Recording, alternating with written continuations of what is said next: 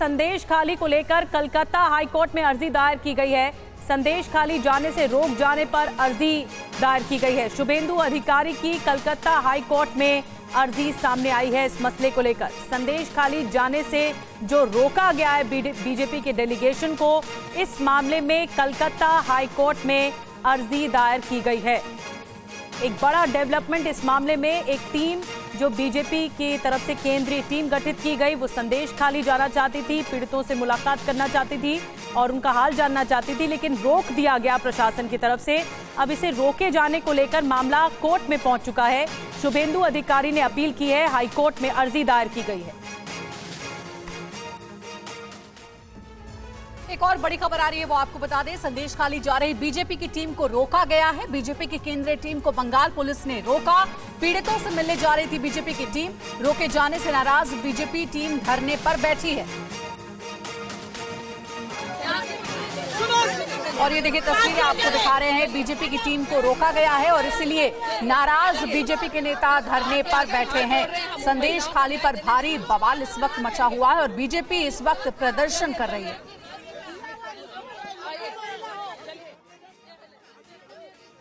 और संदेश खाली जा रहे बीजेपी के प्रतिनिधि मंडल को रोकने के बाद भारी हंगामा मच गया है। बीजेपी नेताओं ने इसको लेकर पश्चिम बंगाल की मुख्यमंत्री ममता बनर्जी पर मनमानी का आरोप लगाया है।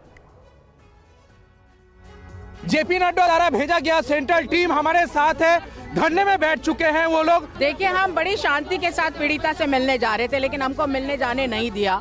ये तो अन्याय है। यहाँ की मुख्यमंत्री स्वयं एक बहन है और यहाँ पर एक बहन के साथ एक बहन ही न जाने कितनी बहनों के साथ अत्याचार हो रहा है। एक तो वो खुद कार्रवाई नहीं कर रही है और अगर हम पीड़िता से मिलने जा रहे हैं तो उसको भी रोका जा रहा है। तृणमूल कांग्रेस कह रहा है हम उनको सजा के अंदर लेके गए थे और बाइट करवाए, इंटरव्यू नहीं। उन बहनों ने बिल्कुल बोला है, मैंने भी बहुत सारे वीडियो देखे हैं। उन्होंने बोला है कि हमें कुछ बैठक के बहाने से बुलाया जाता है और उसके बाद उनको 4-4, 5-5, 6-6 दिन तक घर आने नहीं दिया जाता। उनके पति की जान की उनको धमकी दी जाती है और उनके साथ अत्याचार और गलत व्यवहार किया जा रहा है। इतना बड़ा अत्याचार इन बहनों पे हो रहा है, उसके बावजूद यहाँ की मुख्यमंत्री कुछ नहीं कर रही है, तो शर्मनाक बात है। मुझे लगता है कि अगर सच्चाई है तो हम सबको वहाँ पर जाकर देखना चाहिए। वो महिलाओं के साथ अन्याय ना हो, उनके साथ अत्याचार ना हो। और वहीं संदेश खाली के मुद्दे पर पूरा बंगाल सुलग रहा है। कोलकाता से लेकर दिल्ली तक सियासत हो रही है। 60 सेकंड के अंदर रिपोर्ट आप देखिए। पश्चिम बंगाल के संदेश खाली मामले को लेकर सुप्रीम कोर्ट में जनहित याचिका दाखिल की गई। याचिका में मामले की जांच एसआईटी या सीबीआई से कराने की मांग की गई है। साथ ही पीड़ितों को मुआवजा देने के साथ साथ दोषी पुलिस कर्मियों के खिलाफ कार्रवाई की मांग की गई। सुप्रीम कोर्ट के वकील अलख आलोक ने सुप्रीम कोर्ट में जनहित याचिका दायर कर मामले की निष्पक्ष जांच के लिए पूरी जांच प्रदेश से बाहर कराने की मांग की है। इधर बीजेपी का 6 सदस्यीय प्रतिनिधिमंडल कोलकाता में संदेश खाली के लिए रवाना हुआ। जांच कमेटी में शामिल अन्नपूर्णा देवी ने ममता सरकार पर निशाना साधा। एक महिला पे अत्याचार हुआ, महिला टीम आई है, महिला पुलिस खड़ी है, महिला इस राज्य की मुख्यमंत्री है और जिस तरह से यहाँ पे उस एक महिलाओं से मिलने के लिए इस टीम को रोका जा रहा है, लग नहीं रहा है कि इस राज्य की मुख्यमंत्री महिला है। संदेश खाली हिंसा के विरोध में बीजेपी का प्रदर्शन जारी है। पश्चिम बर्धमान में पुलिस ने बीजेपी कार्यकर्ताओं को रोकने का भी प्रयास किया। कार्यकर्ता धरने पर बैठ गए। हावड़ा में भी बीजेपी कार्यकर्ताओं को आगे बढ़ने से रोकने के लिए प्रशासन ने बांस से रास्ता रोक दिया। इस वक्त मैं हूँ शॉर्बेरिया में और जैसे कि एक्सपेक्टेड था, ये जो केंद्रीय मंत्री का दल था जो कि जेपी नड्डा ने भेजा था सेंट्रल टीम बोल के, पावर कमेटी बोल के, उसको एक ही जगह फिर से रोका गया है जहां कल शुभेंदु अधिकारी को रोका गया था। वही बैरिकेड है, आप देख लीजिए यहाँ पे फिर से वही जगह पे हम खड़े हैं और वही जगह पे फिर से रोका जा रहा है। आपको कोशिश करेंगे सेंट्रल टीम से बात करवाने के लिए। हम सिर्फ मिलना चाहते हैं। हम जिसके साथ अत्याचार हुआ है, अन्याय हुआ, मिलना चाहते हैं। यहाँ की पुलिस रोक रही है, घटनास्थल पर जाने से मना कर रही है। कोई राइट नहीं है, ये बहुत ही गलत है। ये सच्चाई को सामने आने देना नहीं चाहते। वहाँ जो ज्यादती हुई है, पुलिस गलत कर रही है। एक ही राज्य में ये लोकतंत्र की हत्या कर रही है। ये बिल्कुल ये कहीं भी जाने से रोक नहीं सकता। हम उसकी आवाज बन के जाने चाहते हैं। आपको रोका क्योंकि जा रहा है, तो अभी आप क्या करेंगे? नहीं, हम अभी तो उनसे प्रयास कर रहे हैं, हम तो बात कर रहे हैं कि आप जाने दो।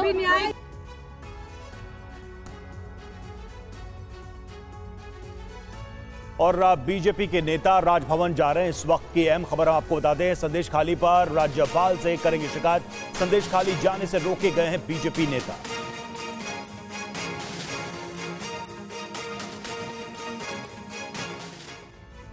और एक और बड़ी खबर आपको बता दें कि दिल्ली में यूथ कांग्रेस का प्रदर्शन हो रहा है। खाते पर रोक के खिलाफ कांग्रेस का प्रदर्शन हो रहा है। इस वक्त तस्वीरें आपको दिखा रहे हैं, ये देखिए, कांग्रेस के कार्यकर्ता बैरिकेडिंग हटाकर आगे बढ़ते हुए दिखाई दे रहे हैं और पुलिस उन्हें रोकने की कोशिश कर रही है। ये मामला बढ़ता जा रहा है और दिल्ली में कांग्रेस विरोध प्रदर्शन पर उतारू है। यूथ कांग्रेस के कार्यकर्ता यहां पर विरोध कर रहे हैं, बैरिकेडिंग फांद कर आगे बढ़ने की कोशिश हो रही है, लेकिन देखिए पुलिस का एक कड़ा पहरा इस वक्त यहां पर मौजूद है दिल्ली में। यूथ कांग्रेस का प्रदर्शन, दरअसल खाते पर रोक के खिलाफ कांग्रेस ये प्रदर्शन कर रही है और अब से कुछ देर पहले जो मामला सामने आया, इसको लेकर यूथ कांग्रेस के जो कार्यकर्ता हैं वो सड़कों पर उतरे हैं। सरकार के खिलाफ नारेबाजी चल रही है। कांग्रेस का खाता फ्रीज करने पर विरोध प्रदर्शन किया जा रहा है और देखिए यहाँ पर पानी की बौछारें छोड़ी जा रही हैं ताकि कार्यकर्ता तितर बितर हो जाएं। हटाने की कोशिश हो रही है। विरोध प्रदर्शन की तस्वीरें आपको दिल्ली से दिखा रहे हैं, जहां पर यूथ कांग्रेस के कार्यकर्ता मौजूद हैं। हाथों में तख्तियां लेकर बैरिकेडिंग पर चढ़ गए हैं। पुलिस उन्हें उतारने की कोशिश कर रही है, पुलिस हटाने की कोशिश कर रही है इस तरह पानी की बौछारें कर कर।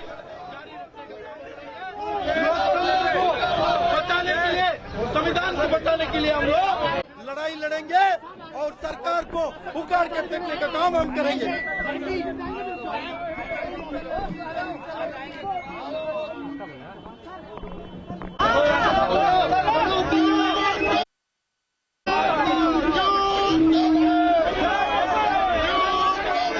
ये राहुल गांधी ने भी कहा और अब यूथ कांग्रेस सड़कों पर उतरी है।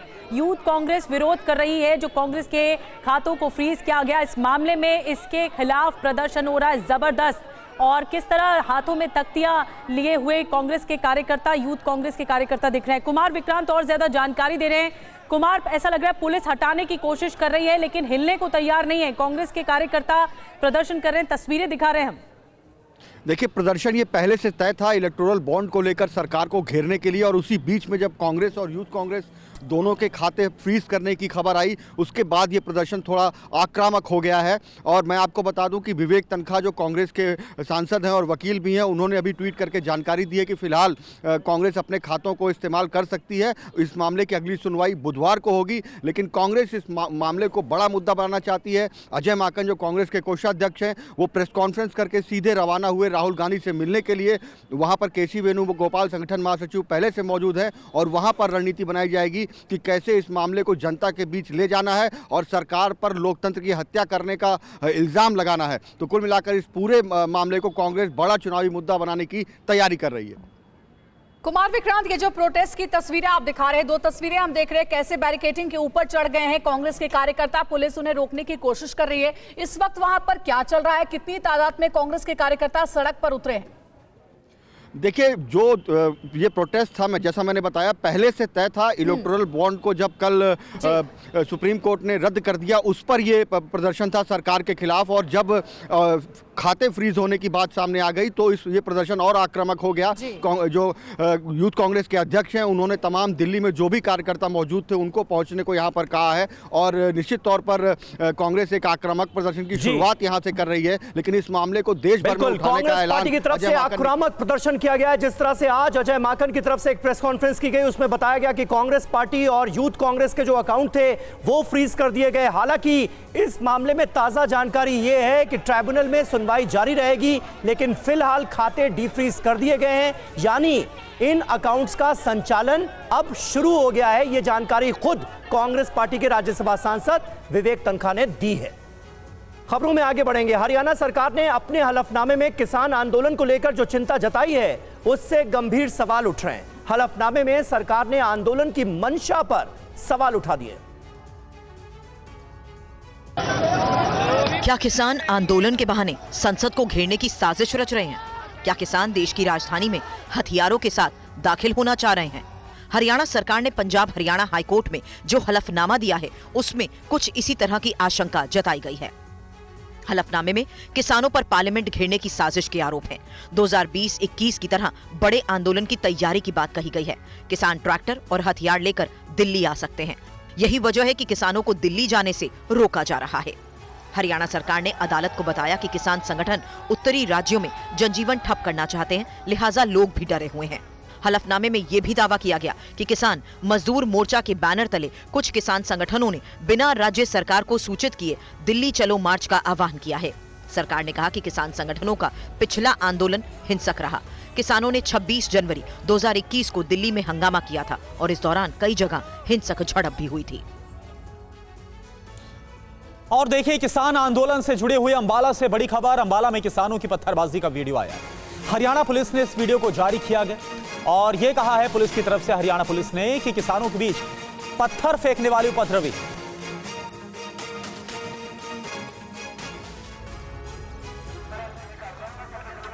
पत्थरबाजी की ये तस्वीर अंबाला के शंभू बॉर्डर की है। प्रदर्शनकारी पुलिस पर पत्थरबाजी कर रहे हैं। प्रदर्शनकारियों के पथराव का ये वीडियो हरियाणा पुलिस ने जारी किया, जिसमें कुछ प्रदर्शनकारी किसान पुलिस पर पथराव करते नजर आए। वीडियो में भी साफ दिख रहा है प्रदर्शनकारी पत्थर इकट्ठा करके ला रहे हैं, छोटे छोटे टुकड़ों में तोड़कर पुलिस पर फेंक रहे हैं। पुलिस के मुताबिक प्रदर्शनकारी ईंट पत्थर को थैले में भरकर ले आए थे। पत्थरबाज प्रदर्शनकारियों के चेहरे कपड़े से ढके हुए हैं। हरियाणा पुलिस ने पत्थरबाजी का वीडियो जारी कर लोगों से उपद्रवियों की पहचान में मदद की अपील की।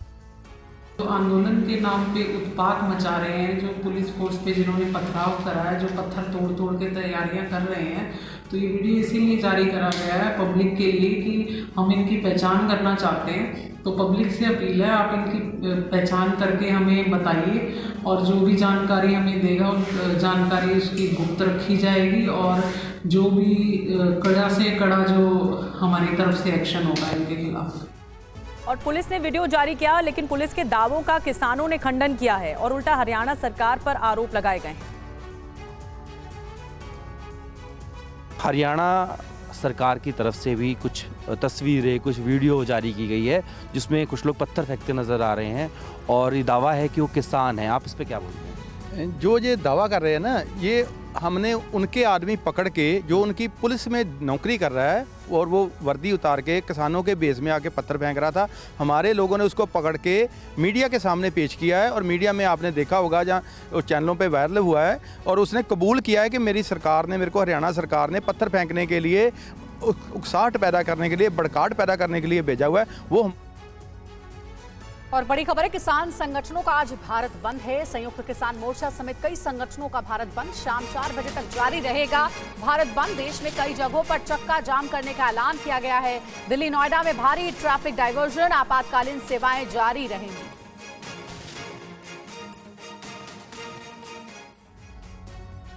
संयुक्त किसान मोर्चा और ट्रेड यूनियन ने आज ग्रामीण भारत बंद बुलाया है। संयुक्त किसान मोर्चा ने सुबह 6 बजे से शाम 4 बजे तक बंद का ऐलान किया। ग्रामीण भारत बंद के दौरान ग्रामीण इलाकों में कामकाज बंद रहेगा।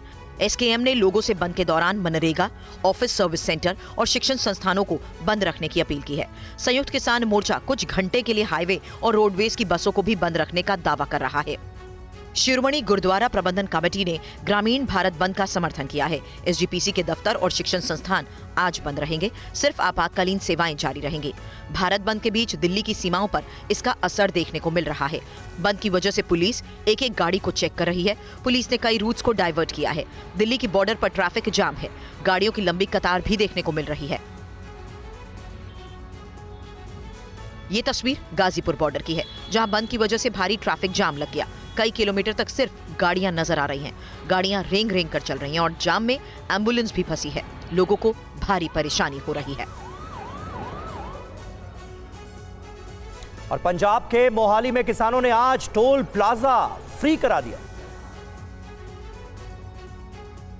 मैं इस वक्त अंबाला चंडीगढ़ नेशनल हाईवे पर दप्पड़ टोल प्लाजा पर मौजूद हूं और यहां पर आपको दिखाना चाहूंगा, किसानों ने टोल प्लाजा को फ्री करवा दिया है और लगातार यहां पर धरना लगाकर बैठे हुए हैं। हमारे साथ इस वक्त भारतीय किसान यूनियन कादियां के नेता मौजूद हैं, प्रदीप सिंह। प्रदीप सिंह जी, कितनी देर तक आप लोग ये टोल प्लाजा फ्री करके बैठे रहेंगे? हमारा 3 से 4 बजे तक की कॉल है जी। आज ये जो हमारे शंभू बैरियर पे और उधर दूसरे बैरियर पे बंदे बैठे ना, जहाँ जिसमें जो हरियाणा गवर्नमेंट ने आतंक मचाया जी, वहाँ पे जो हमला किया जी उन पे, उसके विरोध में हमने आज का ये बंद करा। और ये और भी मांगे हैं पहले से ही 16 फरवरी को आपने कह दिया था भारत बंद रखेंगे हम। हाँ जी हाँ, ये पहले से ना, जैसे चलो यूनियन है हमारी पंजाब की, मुद्दा एक ही है, बट उनके जो कॉल्स वगैरह होती है वो डिफरेंट है। यानी आप लोग नाराज हैं जो शंभू बॉर्डर पे एक्शन हुआ? हाँ जी, उससे बहुत नाराज है हरियाणा गवर्नमेंट से और सेंट्रल गवर्नमेंट से, जबकि हमारा जो मेन मकसद है हमारा है दिल्ली।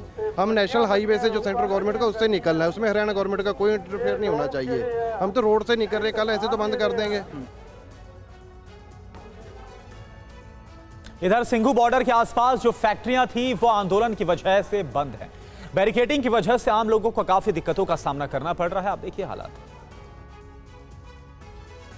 दिल्ली कूच का आज चौथा दिन है। किसानों ने जो ऐलान किया था दिल्ली कूच करने का, लेकिन सारे बॉर्डर्स जो हैं वो दिल्ली के सील किए गए हैं। मैं इस वक्त सिंघू बॉर्डर पर हूँ और यहाँ पर भी देखिएगा सिंघू बॉर्डर पूरी तरह से सील है और हम आपको दिखा रहे हैं किस तरह का यहाँ पर बैरिकेडिंग कैसे की गई है। तो देखिएगा सीमेंट्स के ब्लॉक्स लगाए गए हैं हर तरफ और बहुत मजबूती के साथ ये जो फ्लाईओवर है ऊपर, इसको बहुत मजबूती के साथ बनाए यहाँ पर रोका गया है ताकि कोई भी इस बॉर्डर को क्रॉस न करने पाए, क्योंकि शंभू बॉर्डर पर पहले से ही किसान जो हैं वो जिद कर रहे हैं कि किसी भी हाल में हम बॉर्डर क्रॉस करेंगे और दिल्ली की जो में एंटर करेंगे और वहाँ पर जाकर अपनी मांगों को रखेंगे। तो सुरक्षा व्यवस्था हमने आपको दिखाई कि कितना आरएएफ है वो भी तैनात है, दिल्ली पुलिस की टीम तैनात है।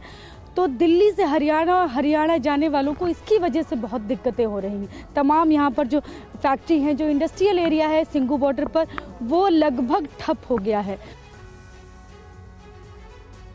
और इस बीच एक बार फिर से हम बड़ी खबर आपको बता दें, जो बीजेपी का डेलीगेशन संदेश खाली जाना चाह रहा था, उस पर रोक लगा दी गई है। आगे नहीं बढ़ पा रहा है और अब संदेश खाली नहीं जा पाई है बीजेपी की टीम। इस वक्त की बड़ी खबर आपको बता रहे हैं, रोक दिया है पुलिस ने, प्रशासन ने। ये जो महिलाओं का डेलीगेशन या प्रतिनिधि के तौर पर आगे बढ़ रहा था, जिनकी बात भी हमने आपको सुनवाई, वो पीड़िता से मिलना चाहता था, घायलों से मिलना चाहता था। इसी वजह से अभी एहतियातन ये बड़ा कदम पुलिस प्रशासन की तरफ से उठाया गया। बीजेपी की टीम नहीं जा पाई है संदेश खाली। ये इस वक्त की बड़ी जानकारी, बड़ा डेवलपमेंट आपको बता रहे हैं इस मसले पर। बीजेपी की टीम सड़कों पर भी उतरी थी, इस मामले को लेकर प्रोटेस्ट भी किया गया था, लेकिन मिलना चाह रहा था दरअसल पीड़िता से, लेकिन अब मिल नहीं पाएगा। बीजेपी की टीम नहीं जा पाई है। और अगली खबर का रुख करते, राहुल गांधी की यूपी यात्रा में कुछ तब्दीली की गई है। उससे पहले राहुल आज बिहार के सासाराम में थे, जहां यात्रा में तेजस्वी यादव भी शामिल हुए। न्याय यात्रा के 34वें दिन राहुल गांधी उत्तर प्रदेश में दाखिल होंगे। राहुल गांधी वाराणसी में बाबा विश्वनाथ के दर्शन भी करेंगे। इस दौरान यूपी के 13 जिलों को कवर किया जाएगा। खास बात यह है कि न्याय यात्रा में प्रियंका गांधी भी शामिल होंगी। आज राहुल शाम तक बिहार में ही रहेंगे और इस दौरान आरजेडी नेता तेजस्वी यादव भी उनके साथ हैं। सासाराम में तेजस्वी न्याय यात्रा में शामिल हुए। दोनों नेता कैमूर में एक जनसभा भी करेंगे। आज 2:30 बजे दोपहर को कैमूर जिले में तेजस्वी यादव जी और राहुल जी दोनों जनसभा को संबोधित करेंगे और 4:30 बजे, करीब 4:30 या 5 बजे भारत जोड़ो न्याय यात्रा उत्तर प्रदेश में प्रवेश होगा और आज रात का विश्राम चंदौली जिले में है। कांग्रेस के प्रदेश अध्यक्ष अजय राय ने जानकारी दी है कि यूपी में राहुल के भव्य स्वागत की तैयारी हो रही है। वाराणसी में राहुल की यात्रा विश्वेश्वरगंज से गदौलिया तक जाएगी। राहुल बाबा विश्वनाथ के दर्शन के बाद गदौलिया में जनता को संबोधित भी करेंगे। और विकसित भारत विकसित राजस्थान कार्यक्रम के जरिए प्रधानमंत्री मोदी ने आज सूबे को बड़ी सौगात दी। ये रिपोर्ट देखिए। प्रधानमंत्री नरेंद्र मोदी ने आज राजस्थान को 17,000 करोड़ रुपए की सौगात दी, जिसमें सड़क, रेलवे और सौर ऊर्जा से जुड़ी परियोजनाएं शामिल हैं। पीएम मोदी ने आज वीडियो कॉन्फ्रेंसिंग के जरिए विकसित भारत विकसित राजस्थान कार्यक्रम को संबोधित किया और कांग्रेस पर निशाना साधा। भारत अपनी बिजली व्यवस्था को लेकर बदनाम रहता था। कांग्रेस के दौर में बिजली की कमी के कारण पूरे देश में कई घंटों तक अंधेरा हो जाता था। जब बिजली आती भी थी तो बहुत कम समय के लिए आती थी। करोड़ों गरीब परिवारों के घर में तो बिजली कनेक्शन ही नहीं था। प्रधानमंत्री का कार्यक्रम राजस्थान के सभी जिलों में करीब 200 स्थानों पर आयोजित किया गया।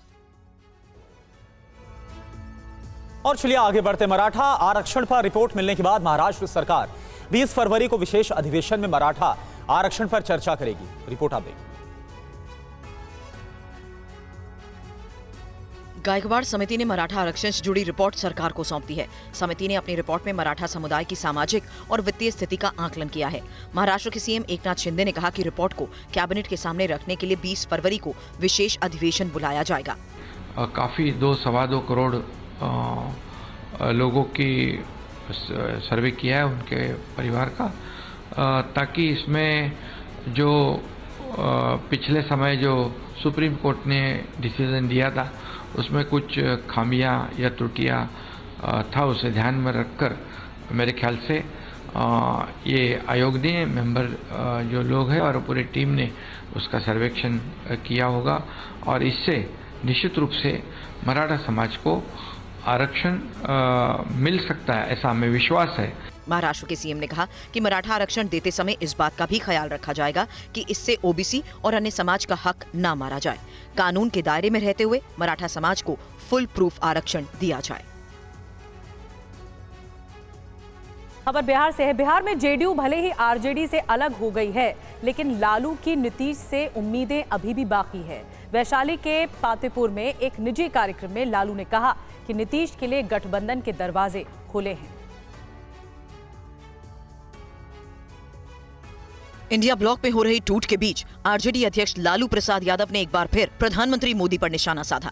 नरेंद्र मोदी दिन रात धर्म करम रोजी रोजगार सब खत्म, भगवान जी राम जी का खाली नाम ले रहा है। लेकिन हाल ही में महागठबंधन से अलग हुए बिहार के मुख्यमंत्री नीतीश कुमार के लिए उनके स्वर में नरमी दिखी। नीतीश जी का तो आदत है, उनको क्या बोले, बदल दिए। सोचे थे कैसा करेंगे, हम नहीं सोचे थे। नीतीश जी के महागठबंधन में आने का मौका दिए जाने के एक सवाल के जवाब में लालू की प्रतिक्रिया जरा सुनिए। अब आएंगे तो देखेंगे, मौका दे सकते। दरवाजा खुला हुआ है नीतीश जी के लिए, क्या खुला ही रहता है दरवाजा में, क्या कर। वहीं लोकसभा चुनाव और राहुल गांधी को लेकर भी उन्होंने कुछ दावे किए। जीतेंगे हम लोग। राहुल जी पीएम बनेंगे, कोई कमी थोड़ी है, कोई कमी नहीं है। और बड़ी खबर है, लालू यादव के बयान पर जेडीयू का जवाब भी आया है। नीतीश अब कहीं नहीं जाने वाले, जेडीयू की ओर से कहा गया है। नीतीश कुमार की शख्सियत ऐसी है। लालू यादव ने दरवाजे खुले रहने की बात की, तो लालू यादव ने दरवाजे खुले रहने की बात नीतीश कुमार को लेकर कही और इस पर जेडीयू ने प्रतिक्रिया दी है कि नीतीश कुमार की शख्सियत ऐसी है कि कोई भी उनके साथ रहना चाहता है, आना चाहता है, इसीलिए लालू यादव ने ऐसा बयान दिया है। आइए खबरों में आगे बढ़ते हैं। आईएसआईएस के महाराष्ट्र मॉड्यूल को लेकर बड़ी खबर आ रही है। आईएसआईएस आतंकी को लेकर मुंबई पहुंची है एनआईए। आतंकी जोएब पर स्पेशल एनआईए कोर्ट में आज सुनवाई है। आतंकी जोएब का भाई पहले ही आईएसआईएस में शामिल हो चुका है। जोएब को कल संभाजी नगर से एनआईए ने गिरफ्तार किया था। जोएब अपने भाई के साथ संपर्क में था और बड़े संस्थानों को निशाना बनाने की साजिश में शामिल था, ये जानकारी मिली है। जोएब और उसके भाई की बातचीत इंटरसेप्ट की गई। सबूत मिलने के बाद एनआईए ने जोएब को गिरफ्तार किया। राजीव सिंह हमारे संवाददाता इस वक्त हमारे साथ मौजूद हैं। राजीव, इस पूरे मामले में और क्या अपडेट है, जरा बताएं।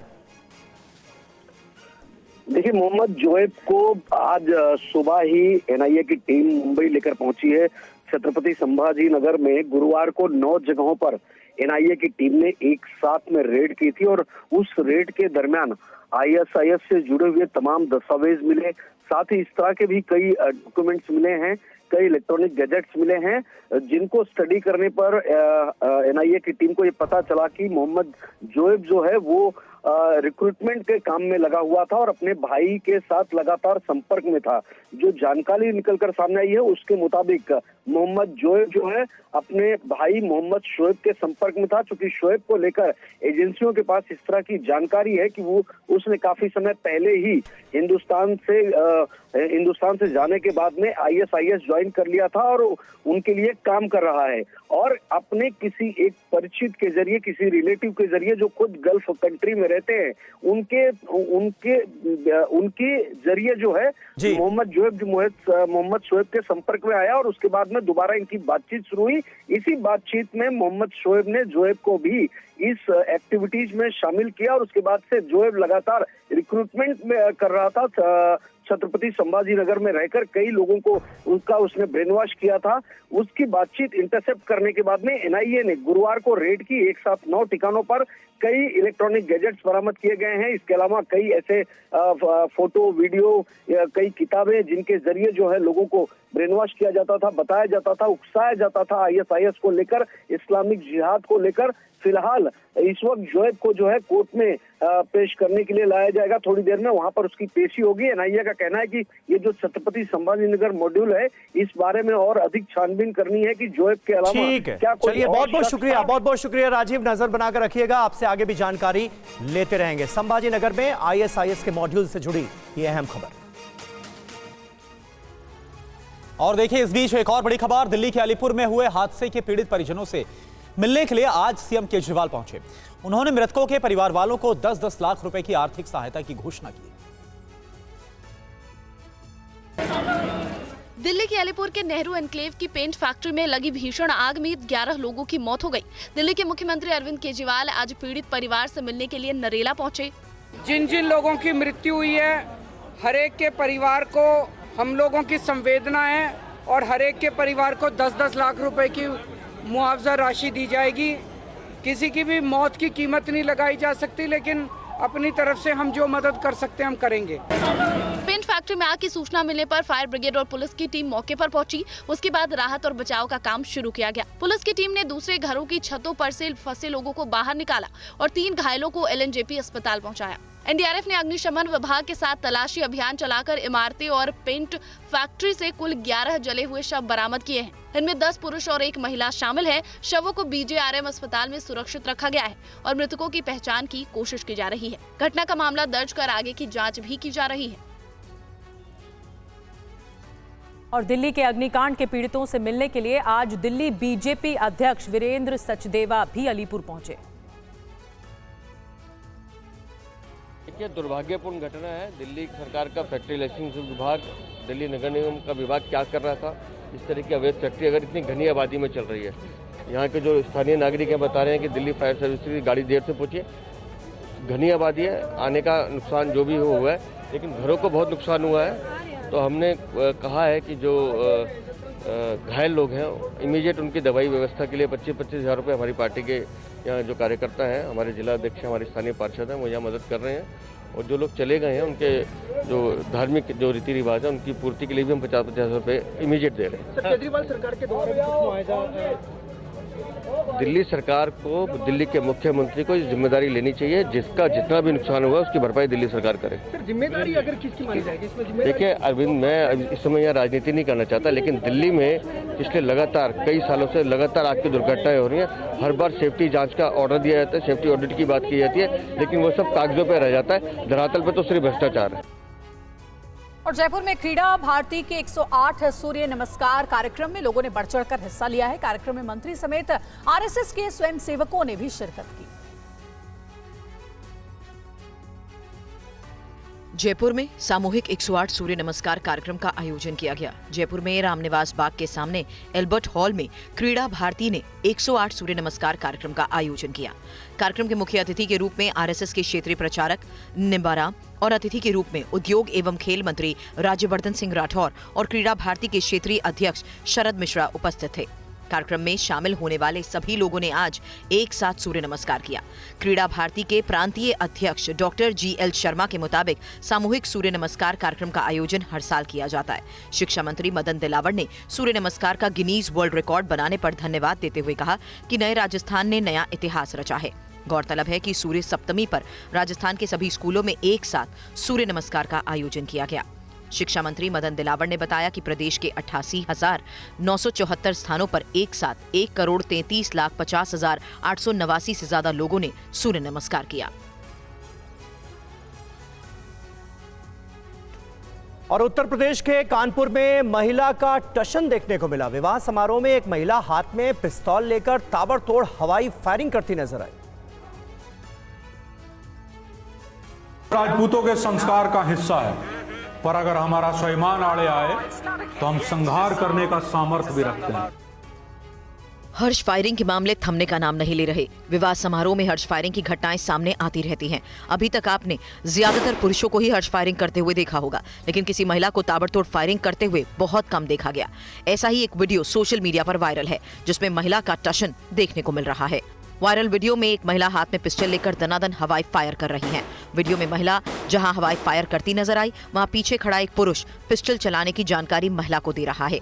दावा ये किया जा रहा है कि वायरल वीडियो कानपुर के बर्रा थाना क्षेत्र के एक गेस्ट हाउस में हुए शादी समारोह का है। वायरल वीडियो 19 सेकंड का है। वीडियो की बैकग्राउंड में डायलॉग्स भी चल रहे हैं। हिस्सा है, पर अगर हमारा स्वाभिमान आड़े आए तो हम संहार करने का सामर्थ्य भी रखते हैं। समारोह में किसी ने महिला की हर्ष फायरिंग का वीडियो बनाकर सोशल मीडिया पर वायरल कर दिया। वीडियो सामने आने के बाद पुलिस एक्शन में आई और गेस्ट हाउस के संचालकों से पूछताछ की जा रही है।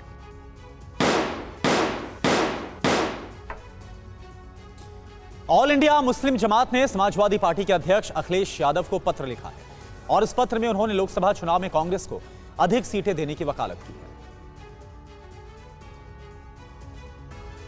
आरएलडी के इंडिया फ्रंट से अलग होने के बाद ऑल इंडिया मुस्लिम जमात ने समाजवादी पार्टी के अध्यक्ष को गठबंधन कमजोर न करने की नसीहत दी।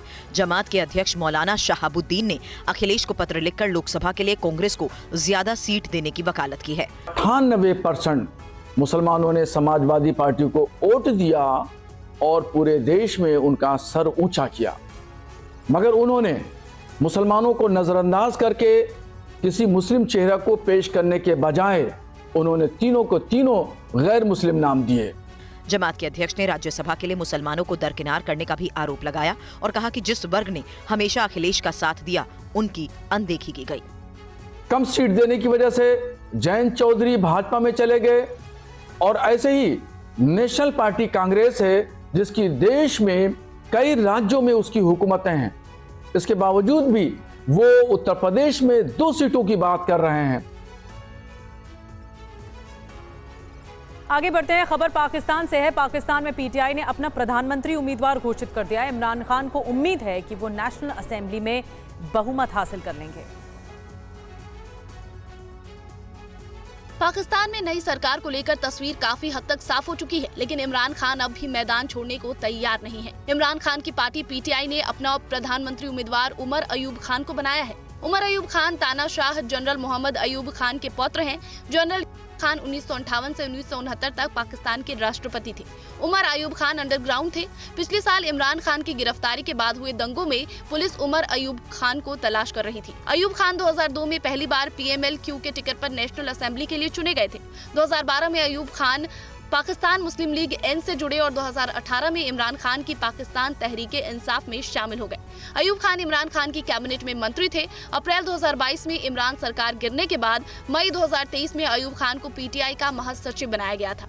पीटीआई के अपना प्रधानमंत्री उम्मीदवार घोषित करने के बाद नेशनल असेंबली में बहुमत साबित करने की परीक्षा होगी। हालांकि 8 फरवरी को हुए आम चुनाव में पीटीआई समर्थित निर्दलीय उम्मीदवार सबसे बड़ी संख्या में जीत कर आए हैं, लेकिन नेशनल असेंबली में बहुमत के आंकड़े 134 से काफी दूर हैं।